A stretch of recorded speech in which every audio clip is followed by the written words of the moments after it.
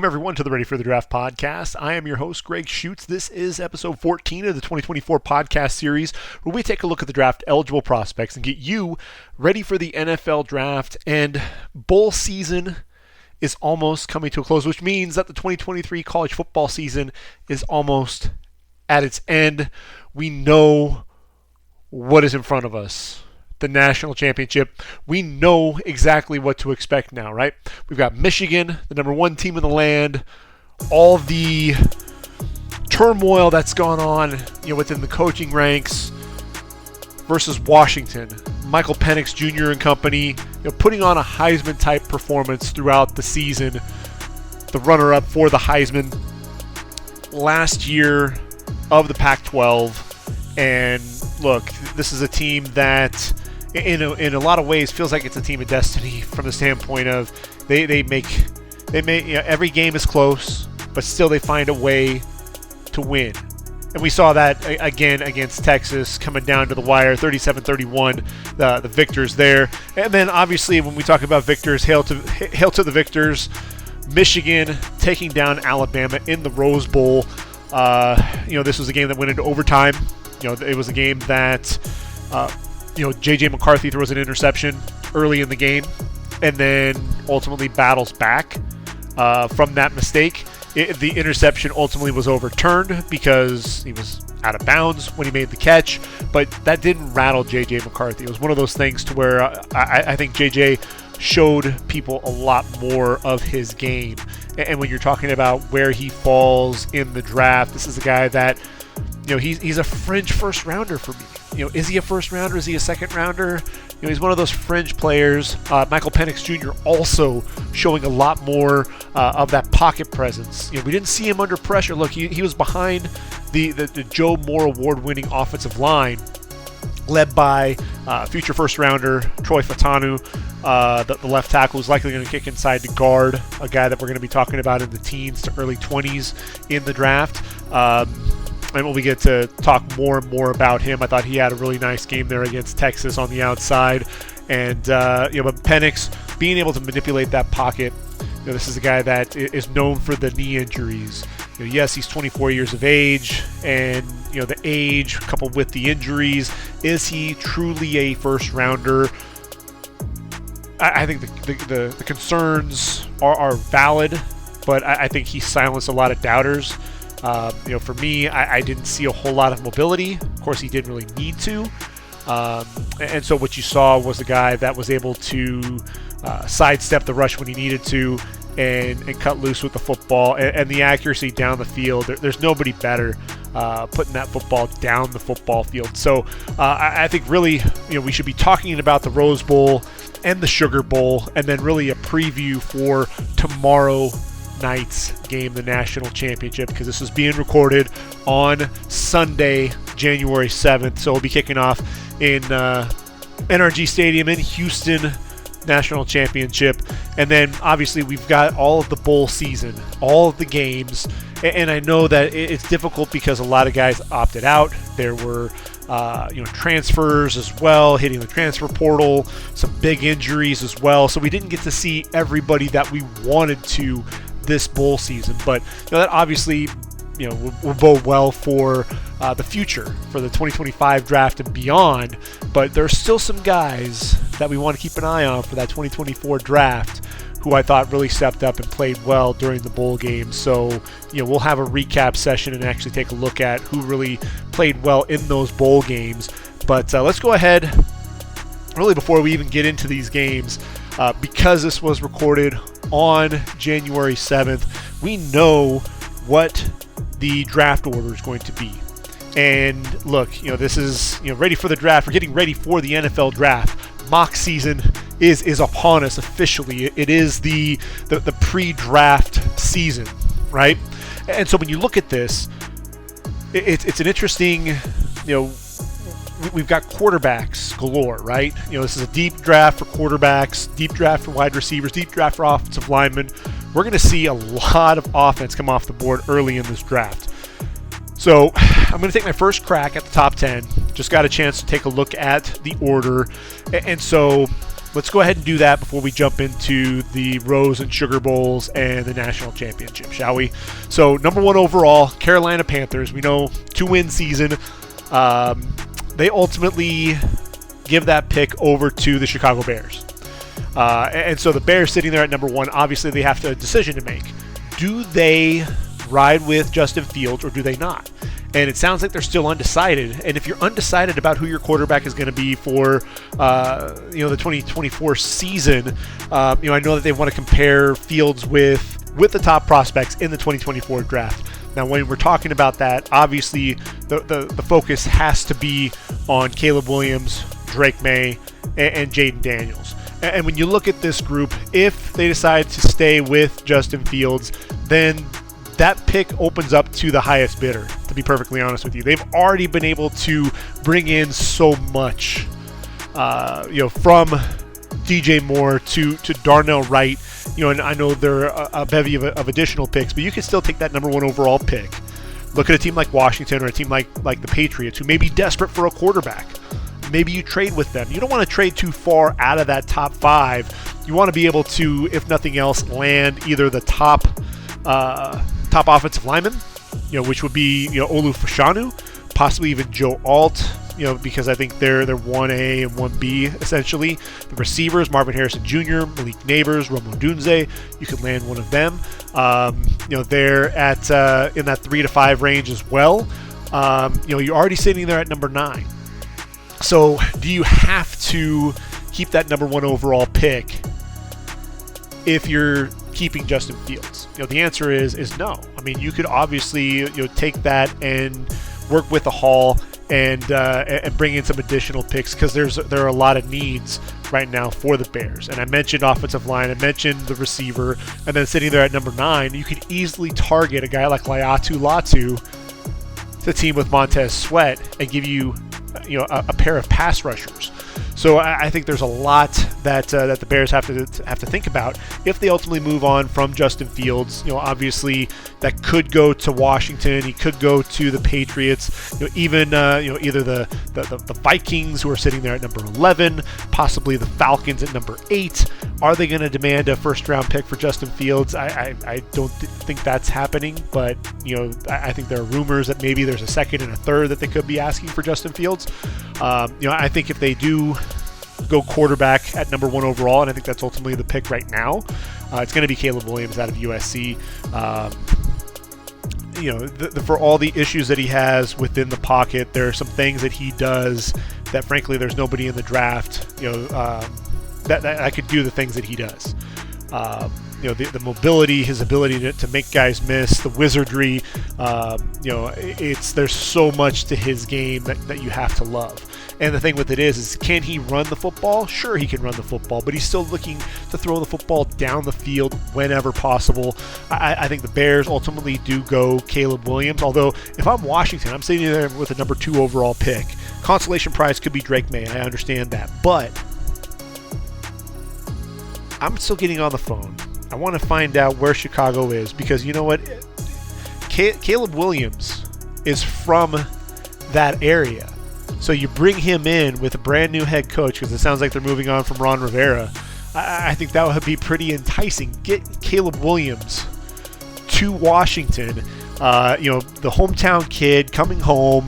I think that makes a lot of sense for Washington as well. Now, look, if Caleb Williams goes number 1 overall, we know, Sam Howell, he's battled, but it's one of those things to where you're looking for a franchise quarterback.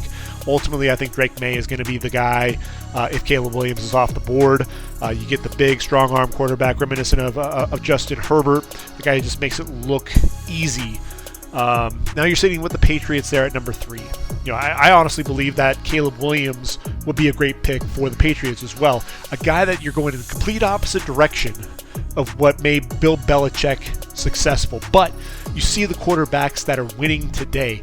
A guy like Patrick Mahomes, a guy like Josh Allen, a guy like Jalen Hurts. You've got these quarterbacks who are mobile, that are able to make plays with their legs and their arms. And so would they be able to get a guy like Caleb Williams? If they stand pat, they sit there at number 3, they could get the number 3 quarterback in the draft, and that's Jaden Daniels. This is a guy who's improved so much as a quarterback.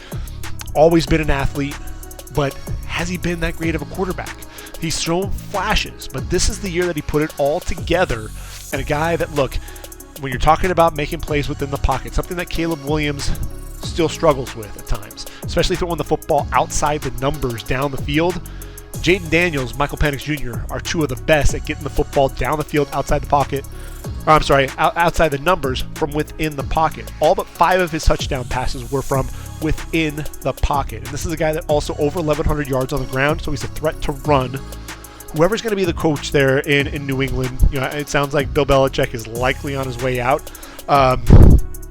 They're going to want to kind of change the atmosphere, change the culture there.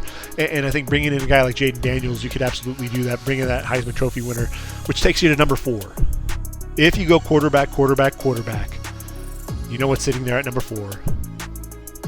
Marvin Harrison Jr., the number 1 wide receiver, a guy that a lot of people have talked about as a generational talent. Let's pump the brakes there. Is he the best since Calvin Johnson? Look, Calvin Johnson was a big dude and was still able to move so well. Not only was he fast, he was fluid, he could jump, he was physical. Marvin Harrison Jr. can do a lot of those things, but he's not he's not Calvin Johnson. So let's just get that straight. But what you do have is a guy at 6'3", 205 who has a tremendous wingspan, tremendous size, and he runs his routes like his dad, Marvin Harrison, the great Indianapolis Colt. And for a guy his size to be able to sink those hips and drive in and out of those routes, it's something to behold. Guys should not be able to create the type of separation that he does at his height. And he is such a reliable target, a guy that is a dynamic weapon.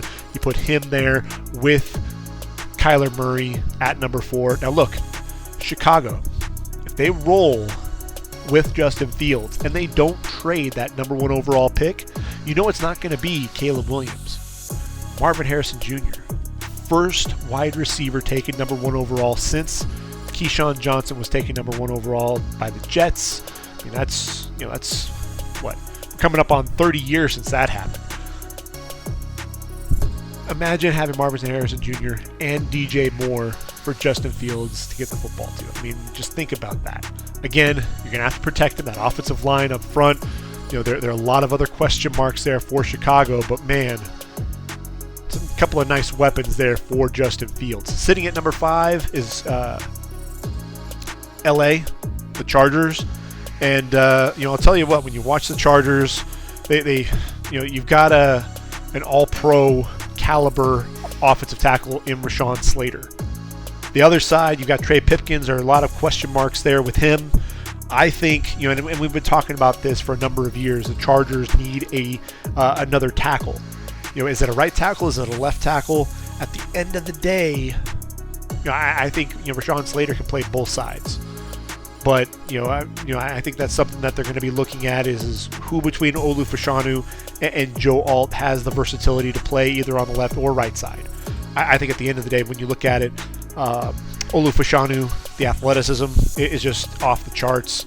He has some technique issues that he's got to work with. He's not as dynamic of a run blocker, but the athleticism, it's ridiculous. And I still go back to his performance against Ohio State. The last couple of years. This is a guy who's able to do battle against guys who have very different pass rush styles. You have the speed and burst of one guy and the bull rush and power of another, and he's able to sit there and use the feet, matching the hands on one rep, and then the very next being able to drop anchor and withstand that bull rush. So, to me, I look at Olu Fashanu. He's the number 1 tackle. For me, if I'm looking at the Chargers, that's probably my pick, although I'll throw one other curveball. Gerald Everett, I believe, is a free agent. They don't have any tight ends to really speak of. What's going on with Trey Pipkins? What happens in free agency? Could this be Brock Bowers? Tight end who has just been so dynamic. You think about, you see what Sam Laporta has done for the Lions. He set the rookie tight end receiving record. That could be in jeopardy next year with Brock Bowers. I think the Chargers at least have to take a look at that, especially if they can get and shore up that tackle position in free agency. something to keep an eye out for. Then you get to the Giants at number 6. Now, it looks like Danny Dimes is going to be back and at the helm for another season. And look, the Giants, what direction are they really going to go? I think there are a lot of question marks with this team. I ultimately think at the end of the day, a number 1 wide receiver is something that is desperately needed. You brought in Darren Waller. You look at this group, and could they go tackle? They could. They've been trying to address the offensive line. Andrew Thomas is your left tackle. Could you put Joe Alt at right tackle? It's possible. But I'm looking at the fact that they don't have a number 1 wideout. Jalen Hyatt, Darius Slayton, Wan'Dale Robinson, Paris Campbell, Sterling Shepard. You've got quantity, but you don't have that quality number 1 wideout, the go-to for your quarterback. Whether it's Danny Dimes, Tyrod Taylor, Tommy DeVito, anybody else there at the quarterback spot, you need that number 1 wideout. And I'm looking at either Rome Odunze or Malik Neighbors. Those are the 2 guys. There isn't too much separation. I look at the 2 of them. I think Malik Neighbors would be a nice fit. This is a guy who is dynamic. He can take the top off of a defense with the speed, the explosiveness, with the route running as well. Then you look at Rome Odunze, the big physical receiver, a downfield threat, a guy that's going to win the contested catch. I'm kind of leaning, more so because look, Neighbors is my number 2 wideout, and it's close. But I think Rome Odunze may fit in a little bit better with this group. They've got a lot of smaller receivers. I look at the size of Rome Odunze. I think that may win out. 7, Tennessee Titans. Look, they have to go offensive tackle, right? I think they have to. Will Levis getting killed back there, and I don't think Olu Fashanu will be there, but Joe Alt should be. Get Joe Alt. If Joe Alt isn't there, I think you trade down, maybe with the team that's looking for a receiver, and then you go after a guy like J.C. Latham, possibly Amarius Mims. But looking at the Titans, I think Joe Alt makes too much sense there, which gets us number 8 and the Atlanta Falcons. And the Falcons, look, this is a team that is in need of an identity, really. I think what you saw with them taking Bijan Robinson, they were looking for a lot of the weapons. They took, before that, it was, Kyle Pitts and then Drake London, now Bijan. But who do they have at the helm at the quarterback spot? Desmond Ridder was benched in favor of Taylor Heineke. Now, you could go defensive end or a pass rusher, really. You have Bud Dupree, you've got Lorenzo Carter, Arnold Ebiketie. So you could keep an eye on a guy like Laiatu Latu. But I think ultimately they look at that direction in round number 2. I'm looking at that quarterback spot. And Michael Penix Jr., I know the age. That's something that everyone's going to talk about. But can we talk about, this is kind of where we can talk about his performance against Texas to a degree. Like I said, his ability to step up. He avoided Byron Murphy, who's bearing down on him, multiple times. Not just the play that I have in mind where he sidestepped, to his right, reset his feet, gathered, and threw the football a good 40 yards down the field. But there were other plays where you had that free rusher coming. There's big number 90 with his hands in the air, and he's still able to cut loose with the ball down the sideline to the outside. Here's the thing, the ball placement on those outside balls, just absolutely ridiculous. Away from the defender, dropping it right into Germie Bernard. I think it was a 36-yard pass with him, again, bearing down in his face. Tremendous. Think about that with a guy like Drake London or a guy like Kyle Pitts, those receivers. Van Jefferson's a guy that I think needs to continue to get those targets. Mac Hollins, a taller guy with speed. You get him on the outside. I think that makes things a little bit more interesting as well. I look at this and it makes too much sense for me to bring in Michael Penix Jr. I think obviously we'll talk about the footwork. We'll talk about some of those other things that makes you pause a little bit. But they have to address that quarterback spot, and if that might be a team that looks for Justin Fields. Possibly. That's always a possibility. If they do that and they end up bringing him on, then what I'm looking at is the offensive line. Really, this is going to be a defensive pick, and I think Laiatu Latu ends up being their guy. I really do. I think he's the most polished, the best edge rusher coming off the edge. If you're sitting there at number 8, I think Latu ends up being that guy. But I think for right now, Michael Penix Jr. is that quarterback. You've got to address that quarterback position. Clearly, Desmond Ridder is not ready for that. It's a little bit too big for him. So, Arthur Smith, Dave Ragone, that's going to be the big challenge for them going forward. Chicago sitting there at number 9. And, again, Chicago, depending on what happens with Justin Fields and what happens, they're at number 1 overall. If they stay at number 1 and they take Marvin Harrison Jr., then I think ultimately this pick will be used on Laiatu Latu. Because you do have Braxton Jones at left tackle, you have Darnell Wright at right tackle.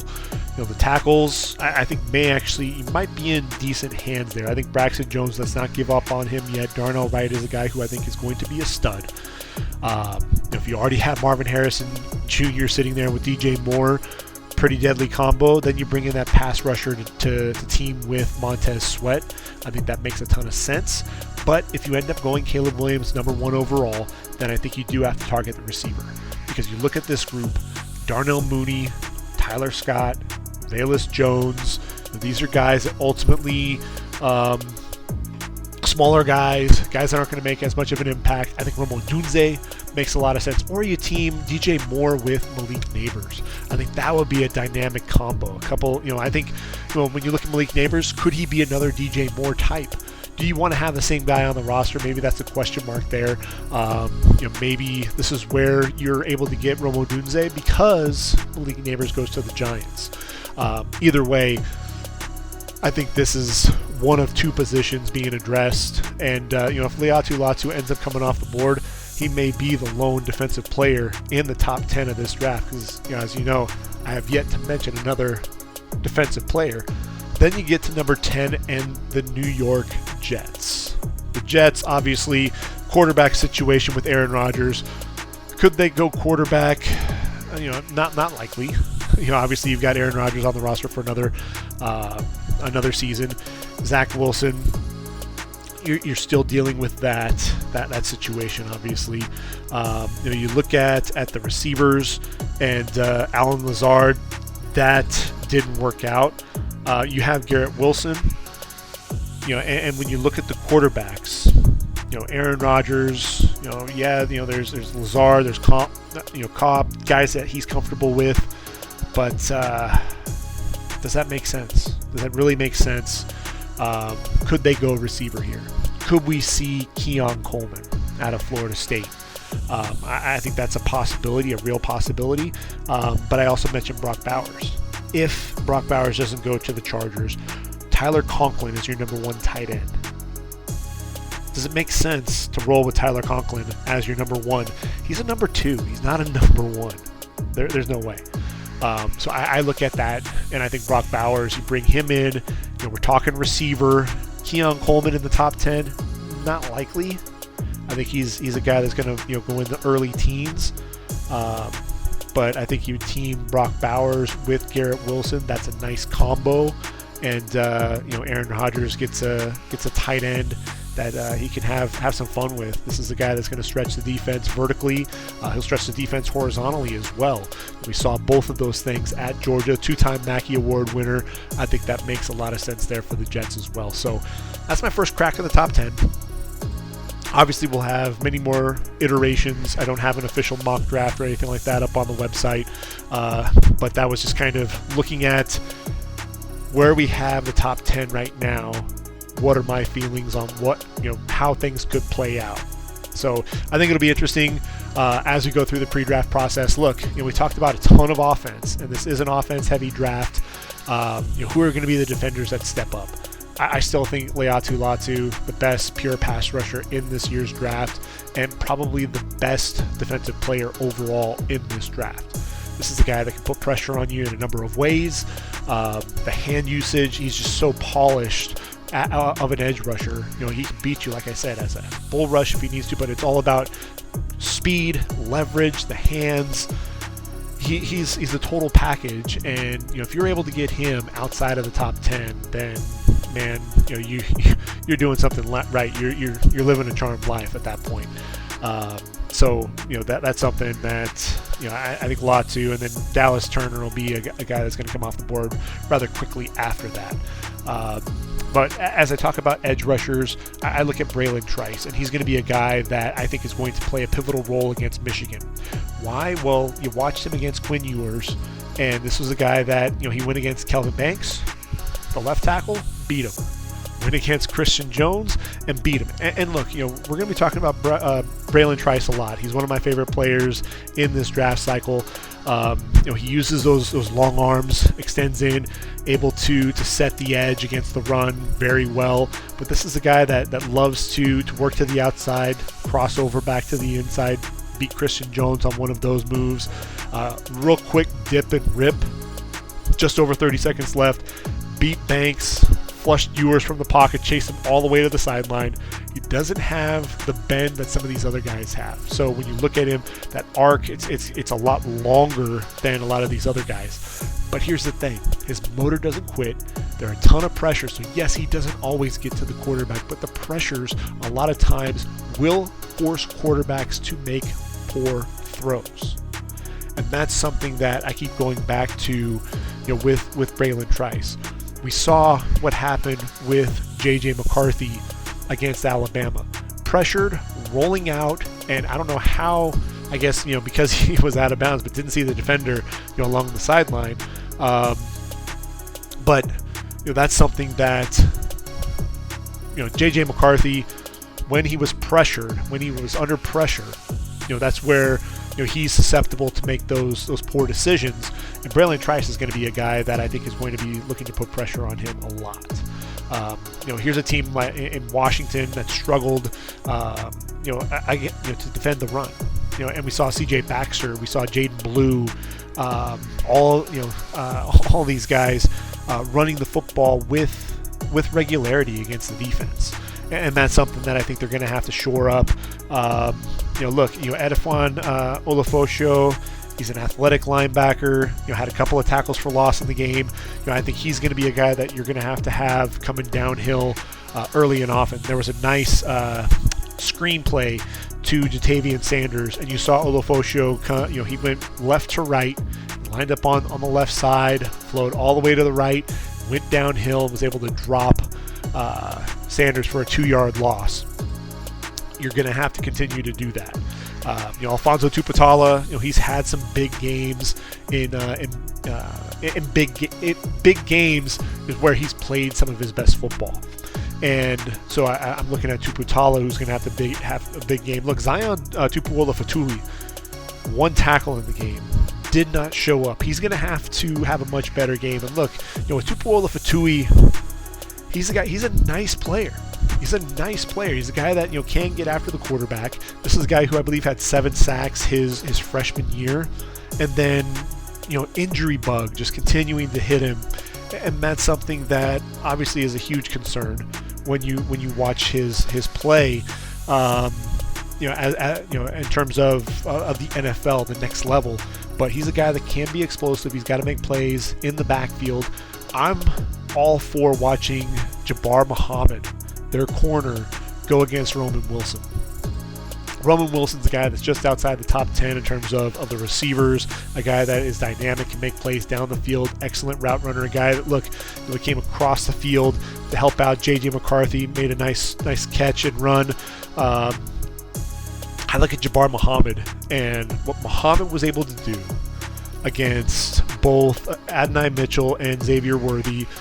This was a guy that time and time again rose to the challenge. 3 pass breakups in the game. There was just a beautiful play. It was kind of, what was it? He was driven off the ball by Xavier Worthy. He plants, drives on the curl route, gets his hand in, knocks the ball free. Footwork, mirroring the footwork of Xavier Worthy. Starts with a back pedal, opens the hips to the outside. Worthy runs a stutter and go. Doesn't bite on the stutter at all. I mean, just mirroring the movements. Exceptional work. then able to get over the top of the route, got his head around, cut off the route. Muhammad doesn't have the best, the biggest size. He's 5'10", 183, but he played a hell of a lot bigger than his size.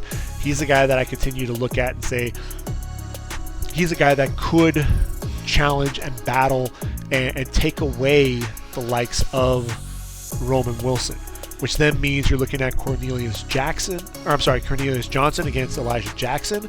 And I think, Cornelus Johnson is a solid receiver. He's not a game changer by any means, but I like that matchup for him against Elijah Jackson. But then I think really the big key is going to be Colston Loveland, A.J. Barner, the tight ends. Loveland only 2 catches for 13 yards against Bama.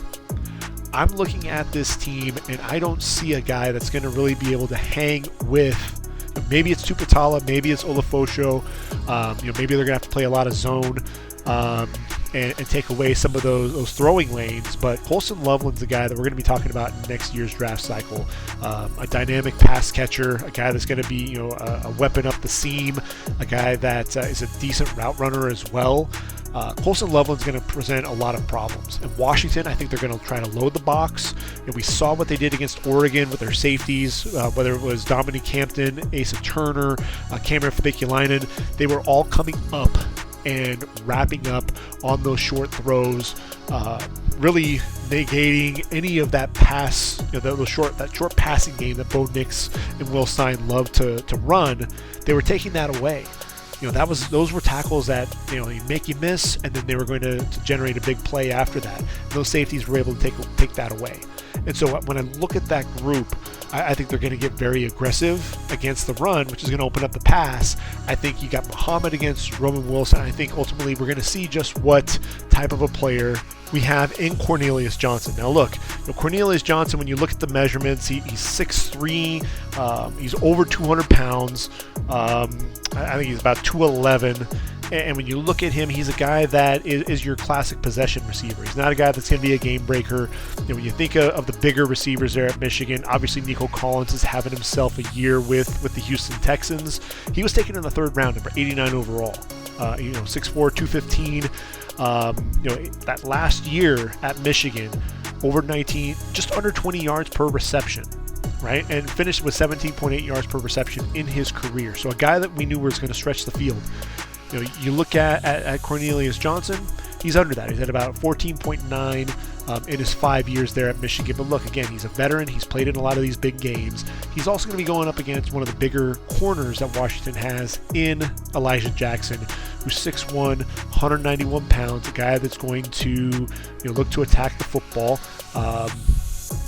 And so he's a guy that I think if there is somebody on that group, that starting group that you could really take advantage of and exploit in the passing game, it'll probably be Elijah Jackson. That was who they were looking to go to, with Texas and Adonai Mitchell and Xavier Worthy. And, I think they had more success against Elijah Jackson than they did Jabbar Muhammad. Adonai Mitchell, for everything that this guy is, he's an explosive playmaker. He's 6'4", 196 pounds. He doesn't dominate the game as much as you would expect him to, right? He had this excellent touchdown in the game, able to go up and high point the football and just showed off some really nice athleticism, but he was not a guy that took over the game by any means. And I think, really pedestrian game overall for him, and really Xavier Worthy as well. I thought, Jabbar Muhammad was able to take him away. So when I look at this group, it's not too much different.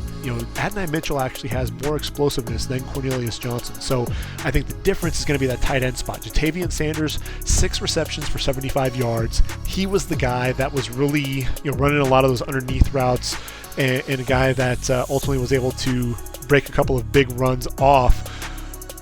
And I keep going back to those tight ends yet again. This is a guy that just was able to continue to get open. And so Loveland and Barner, look, A.J. Barner is a guy that's going to get himself drafted. He's a better blocker than he is a receiver, but he's got some pretty good hands at the receiver position as well. So that's going to be critical for Washington in the passing attack. I've been harping on that quite a bit. You look at the running backs; they were also weapons in the passing game. We saw them leak out, especially when the quarterback had to move. So if you move J.J. McCarthy off his spot, Blake Corum, one of his touchdowns in the game against Bama was on a reception. So you've got guys who can catch the football out of the backfield. Donovan Edwards is another guy who's a solid pass catcher in addition to being a solid runner. So that's something that they're going to have to watch out for. But really, Michigan, if they struggle with Braylon Trice, they struggle with some of that pressure. Because look, they're going to load the box to try to stop the run. You're going to try to throw over the top of that. But look, against Penn State, they had to pivot because they couldn't block Chop Robinson. Braylon Trice, if he's continuing to pressure J.J. McCarthy, bring him off his spot and force him to start to try to make some bad decisions down the field, then they're going to flip the script and they're going to look to run the football. And obviously, Ladarius Henderson, the left tackle, keep an eye on him. Keep an eye on that matchup, with him and Braylon Trice all night. I think Trice is also going to move over to the right side. I think he'll have more success against Trente Jones. But this is a line that was a finalist for the Joe Moore Award. They won 2 years prior to that. Trevor Keegan is a key piece there at left guard. The center, Drake Nugent, he's the guy that I think is going to get himself drafted as well. 6'1", 305. And then Carson Barnhart, much better at the guard spot. I thought that he was the guy that was really getting exploited there against Chop Robinson. I think Trente Jones has better foot speed. So I think when you're talking about the pass rushers and the edge rushers, you're going to have to get a bigger game out of Zion Tupuola-Fatui, putting pressure on the quarterback. But really, it's going to be all about establishing that line of scrimmage and that running game. Because look, CJ Baxter, 9 carries, 64 yards. Jaden Blue, 9 carries, 59 yards and a touchdown. Both those guys scored a touchdown in the game. Look, Quinn Ewers also pulled the football. What you had was guys turning their backs. Middle opened up, 8 carries for 54 yards as well. And so when you look at Michigan and running the football, J.J. McCarthy has better speed than Quinn Ewers by a mile. J.J. McCarthy also made a lot of really good decisions against Alabama. 17 to 27, 221 yards, 3 touchdowns. You saw his ability when he got out of the pocket, being able to throw on the move and deliver a strike under pressure, being able to manipulate the pocket. You saw the athleticism. This head-to-head with McCarthy and Penix Jr., I think is going to go a long way towards what you're looking at in the draft as well. Is Penix Jr. truly a top 10 guy? Is he even a first rounder? I think the injuries obviously are going to be playing a lot with that. But J.J. McCarthy, he's one of those guys. Michigan, the body of work isn't really there, right?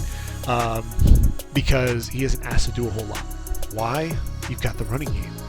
You got Blake Corum, 19 carries, 83 yards, and a score. This is a guy, look, he's a bowling ball, physical between the tackles, the contact balance, a guy that just has a nose for the end zone. He's got the speed on the outside, but a guy that he trusts his blockers, runs with that low pad level, and please don't try to tackle him high if you're Washington, because he's just going to run right through that. Alabama tried to grab him high. He was able to just spin right through. I think it was Jahad Campbell's tackle, en route to the end zone. So I think Michigan's going to want to slow things down, keep the possessions to a minimum. Bama, look, when Jalen Milroe was out there, they limited his effectiveness, 16 to 23 for just 116 yards. Yes, he was effective on the ground, but they were able to make him uncomfortable and pressure him. But a lot of it was about ball security, time of possession, being able to move the football. And so I think when you look at Michigan, that's essentially what they're going to want to do with Washington. Washington's going to be loading the box. You're going to maybe try to throw it over the top, but I think Michigan is going to want to keep Michael Penix Jr. in that offense off the field as much as possible. That said, when you look at Michigan, that defense, Breiden McGregor had 2 sacks. Jaylen Harrell, the other defensive end, a couple of tackles, a tackle for loss. Kris Jenkins had a sack. Michael Barrett flies around, makes plays. Junior Colson, 10 tackles on the day. Very athletic inside linebacker. So you've got a front. If you throw Mikey Sainristil, there's your front 7. Sainristil is a guy that I think could be a day 2 pick. He's a nickel. He's a guy that's going to play around the line of scrimmage. He's going to make play, shoot in gaps and make plays around that line of scrimmage behind the line against the run. He's also very effective as a cover guy as a corner. He can play safety if you wanted him to. He plays the position like a receiver in a lot of ways because he was a former receiver. He came to Michigan as a receiver, moved to the defensive side of the football, and I think what you're looking at with Mikey Samer still is a guy that his best days are in front of him. So you look at him, his ability to be as active as he is, that front seven is going to challenge this offensive line. Now, I thought with Texas, one of the things, you had, they didn't really get to Michael Penix Jr. a ton in the passing game. Devondre Sweat, Byron Murphy, when they did, they ran twists. Byron Murphy came free. Baron Sorrell was able to get a bull rush on Troy Fatanu, drove him back into the quarterback. That's really the one time he was able to get his hands on him. Michael Penix Jr. was able to escape, roll out. Here's the thing with Michael Penix Jr. You want to get him off his spot. If he's able to get time in the pocket, which is he's been able to do, and I've talked about that in past podcasts about that quarterback position, especially as we were talking about the Heisman and what's going on there. The Heisman preview, the Joe Moore Award winning offensive line in front of him, he wasn't moved off his spot a whole lot. And when he was, if he had to break the pocket, you saw some inconsistency. I saw him roll out and on the move to his left, he's got his tight end, Jack Westover, an intermediate throw, throws the ball behind him. His receivers on some of the intermediate throws bailed him out. The deep ball, when it's that one read, he cuts loose with it. With eye discipline, I saw him holding safeties and then cutting loose. There was a beautiful post corner that Jalen Polk ran, and at about 15 yards, he runs the post, hits about 20, puts his foot in the ground, and cuts it back to the outside as the corner was starting to gain some ground separation, and then Michael Penix even throws the ball. Just drops it right in the bucket, right? Time and time again, that's what he was able to do. And I look at this line and I look at that front, and that's really going to be the matchup for me. If Washington can cut loose with the football, if they can deliver the ball down the field with regularity, then I think Michigan could be in trouble. Because what Michigan's going to want to do is they're going to want to play ball control, and if Washington can get one or two stops, and their offense is able to light things up and score a lot of big plays, then Michigan could be in trouble. The biggest key though is Dillon Johnson. We know that he's battled a foot injury all season. He left the game late with an injury to his foot. Not really sure where he's at there. Tybo Rogers has filled in pretty well. Will Nixon has also seen time, as has Richard Newton, but that's going to be huge. Tybo Rogers could be the future of the position there at Washington, but having a guy like Dillon Johnson, his experience, the physicality, a guy that, he follows his blockers so well, he's so patient, and then, the contact balance. He's physical at the point of attack. He's a guy that's going to look to try to run you over, and a guy that I think has earned a spot on an NFL roster via the draft. I think that, he's going to get that shot. At Mississippi State, I thought maybe he'd be an undrafted free agent. I really did, but I think he's earned his spot as a day 3 running back. Here's going to be the challenge. Michigan, Will Johnson, Josh Wallace, Rod Moore, Makari Page, Mikey Sainristil still. Can that second... Quentin Johnston. Can't forget him. Quentin Johnson, excuse me. Can you slow down the likes of Rome Odunze, Jaylan Polk, Jalen McMillan, Germie Bernard, and then even the tight end, Jack Westover. He had 6 catches for 59 yards. He was a key component there for Michael Penix Jr. If Michael Penix Jr. is able to sit in that pocket, and even then, when he had Byron Murphy bearing down on him, he was able to cut loose with the ball and put the ball where only his guy could haul it in. And the thing with it is you've got a big physical receiver like Rome Odunze, 6 catches, 125 yards against Texas.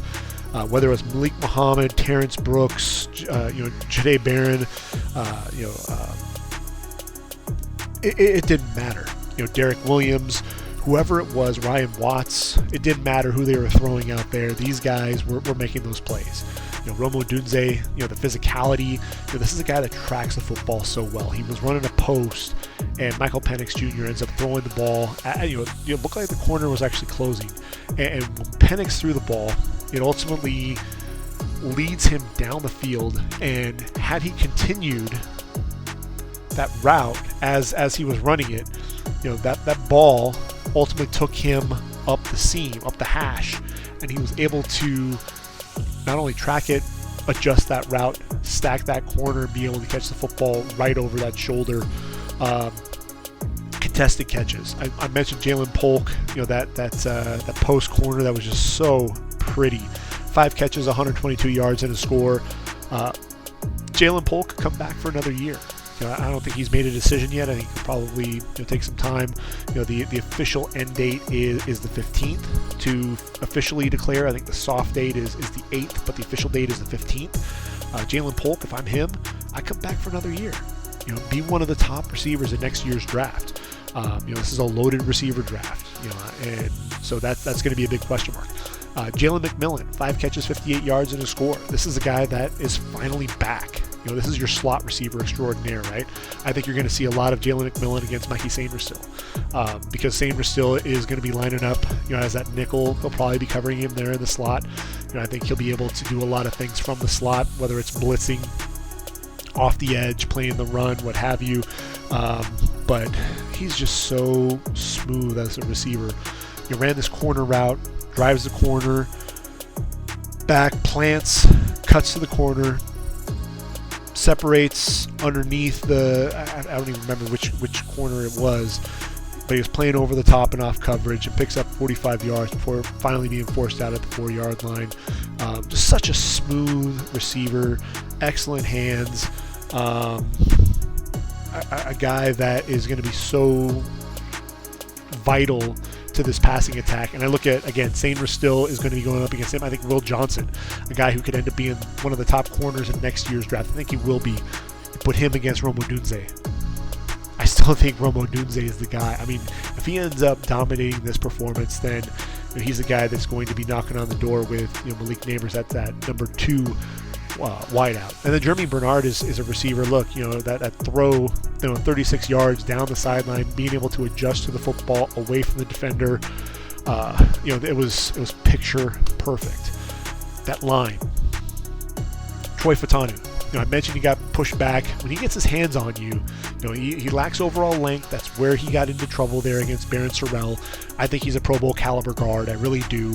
Watch the footwork though. When he gets his hands on you early, he moves really well. There was a nice trap that he had on, trap technique there on Ethan Burke, and being able that jump set, getting out there, meeting him, and able to take him down. Fautanu generates a lot of movement in the running game as well. There was a play in that game where he was able to block down, I don't even remember who it was at the defensive end, but 4th and 1, drove him down the line, excellent leverage, quick, choppy feet, caved in that left side, allowed Dillon Johnson to get down the field for a pickup of 4 yards. Again, it was on a 4th and 1. It was a huge play. Nate Caleppo, Jordan Brailsford, Julius Bulow. The interior of the line, I think, is where you could be exploited. That's really where Mason Graham is going to go to work. I thought he was a guy that was extremely effective against Bama, going up against Trevor Booker, Seth McLaughlin, and Jaden Roberts. I think Jordan Brailsford is probably one of the better centers that you're going to find that nobody's talking about. Much better at snapping the football than Seth McLaughlin, I'll tell you that. I don't think they're going to have as much success, though, coming off the edge as they did against Caden Proctor and J.C. Latham. The speed, that's really where those guys struggle. J.C. Latham, if he gets his hands on you, it's all over. I look at Troy Fautanu. The lack of length is what concerns me. You get a guy like Breiden McGregor who has those long arms, being able to drive him into the backfield. I look at Kris Jenkins. I think if they end up deciding to go with an odd man front, possibly move Jenkins out to a defensive end spot as well, even in a 43, you put him against Troy Fautanu. I think Fautanu could struggle with that, but Roger Rosengarten's the guy that I think everybody's looking at. Day 3 tackle, mid to late day 3. You put him against Jalen Harrell. You put him against Breiden McGregor. You put him against Josiah Stewart. Josiah Stewart's the guy nobody's talking about. He had 7 tackles, 2 tackles for loss, and a sack against Bama. Watch out for Josiah Stewart. I think he's going to be that speed that comes in. It is something to keep an eye out for sure. Kenneth Grant didn't really get to do a whole lot there against Bama, but in the Big Ten, he was a game wrecker in the middle of the field and really imposing his will, that physicality.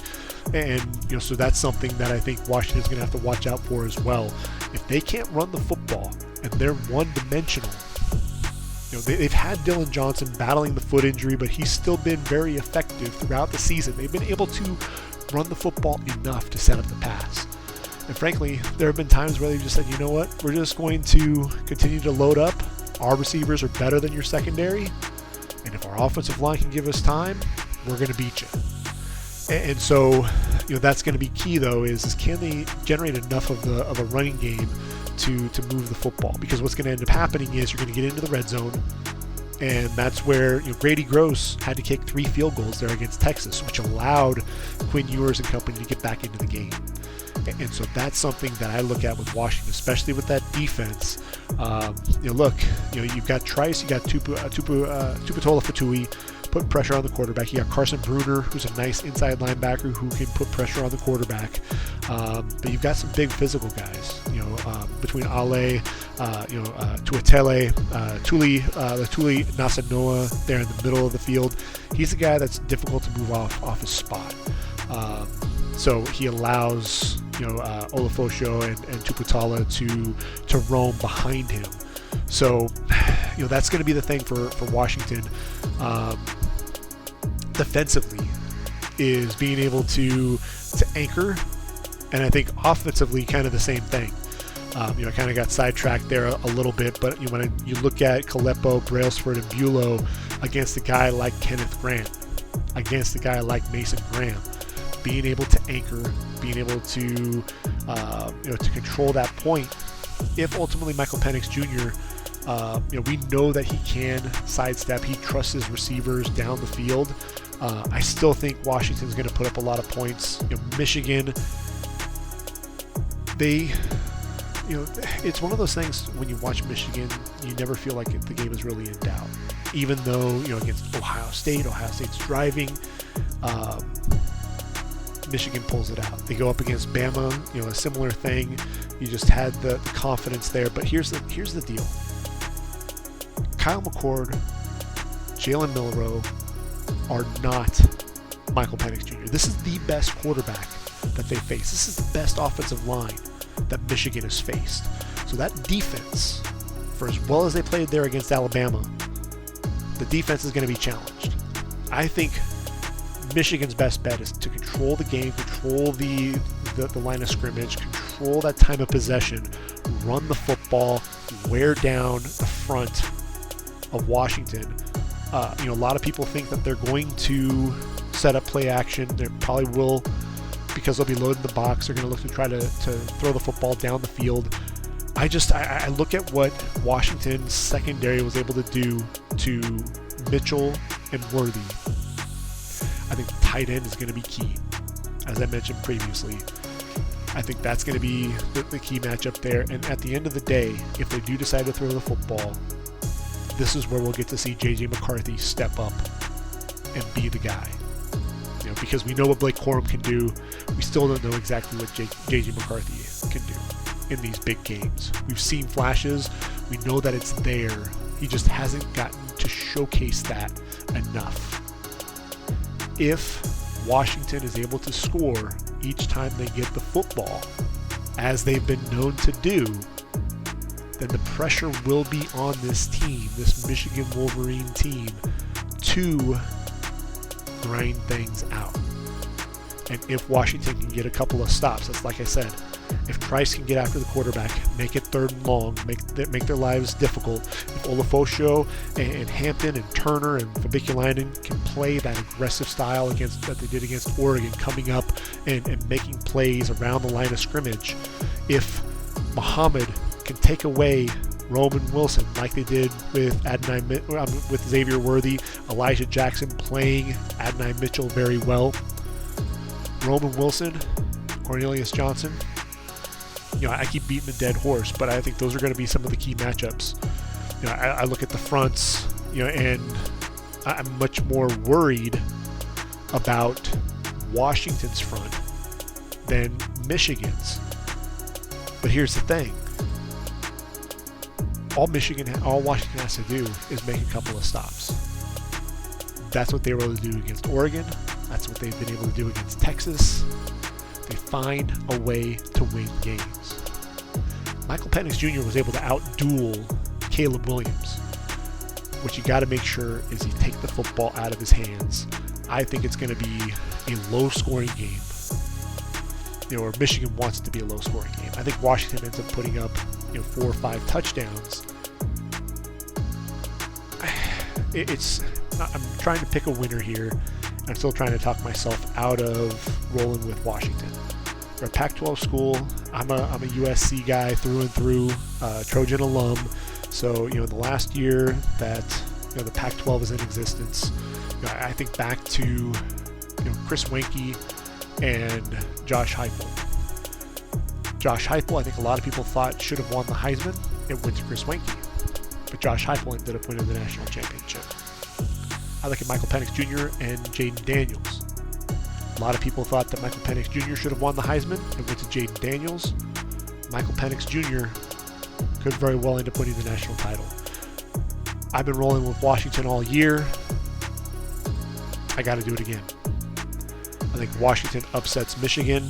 They've loved the upset card, and I know who's got it better than Michigan. Nobody with Jim Harbaugh, but I think this is one of those things to where I don't think they're going to be able to stop Michael Penix Jr. I think he'll end up throwing for 300-400 yards yet again, because that's what it's going to take to beat him. I think Washington's defense will come up with a couple of key plays to ultimately turn this game around, and the Huskies end up winning it. Michigan, if I'm them, I want the football first. I want to be able to control the clock, really set the tempo for the beginning of the game. Washington, look, you want to be able to have the football at the end of the first half, score, go into halftime, get the football to start the second half, and score again. The Lightning, can strike very quickly with that offense. I think that's something that they're going to look to do. If that offensive line can hold up to the physicality of that defensive line, I think they can exploit the back end of that defense just with all the talent at the receiver position. But like I said, tight ends, passing game, Colston Loveland, Jack Westover. Don't be surprised if those are the guys that we're talking about as making those key critical plays for their teams when it's all said and done. So that's where we're at. That's ultimately what I see happening in the college football playoff. Kind of took a look a little bit at the Rose Bowl, at the Sugar Bowl. I thought Byron Murphy on Texas, he solidified his status as an early second-round guy. I think, Devondre Sweat, this was a guy that was able to, stack, shed, go down the line, drop the running back for no gain. I think that's something that, you're going to be seeing, Kenneth Grant. I think you're going to see a lot more out of Kenneth Grant with that. Jaylan Ford, 10 tackles, a guy that flies around, but he was a guy that was beaten. I want to say it was Jack Westover, was able to come across the field and then down the sideline on a wheel and was open. That was one of the few throws that Michael Penix missed.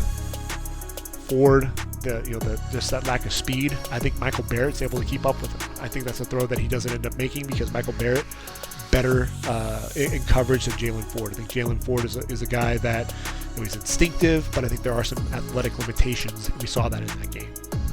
Christian Jones, I think he's going to be a solid right tackle, and we saw some physicality to him in that game. Ultimately, there were times where he overset Braylon Trice beat him like a drum and was into the backfield so quickly. The crossover and then a quick arm over, and Quinn Ewers was down before he even knew what happened. For Bama, Jason McClellan, look, 87 yards and a couple of touchdowns. He's a model of consistency there. He's not a guy who's going to do anything special, but he's the guy that knows how to carry the rock. J.C. Latham, your right tackle, powerful. I think we saw that yet again there against Michigan.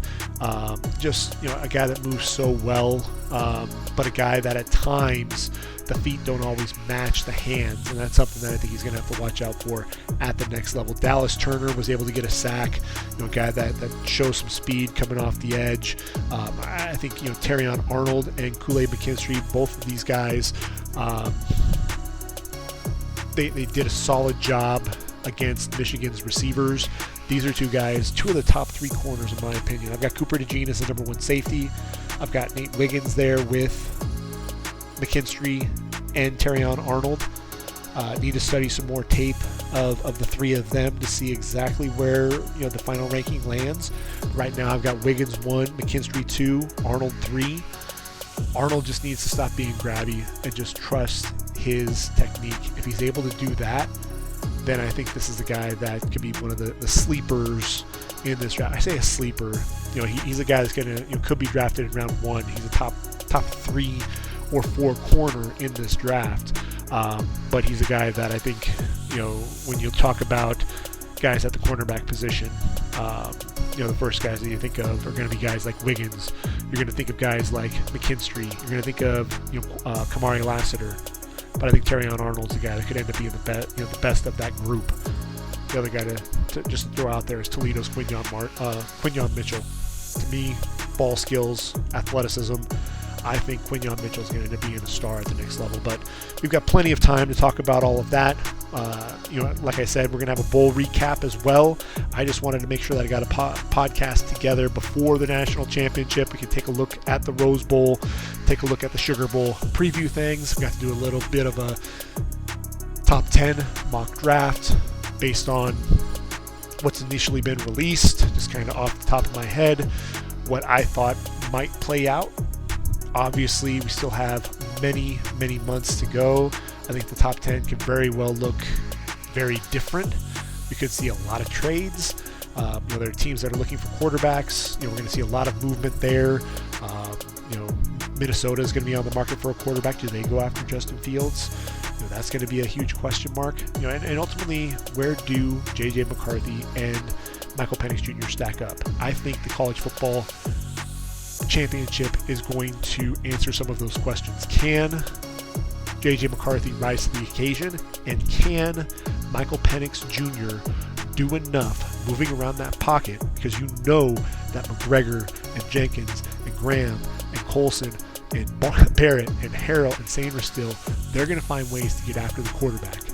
What can Michael Penix do to show that he can manipulate that pocket and make those plays not only down the field, but a lot of those intermediate routes, because he may not have enough time to cut loose with that football down the field. Really, he'll have the time to throw it, but can his receivers get down the field?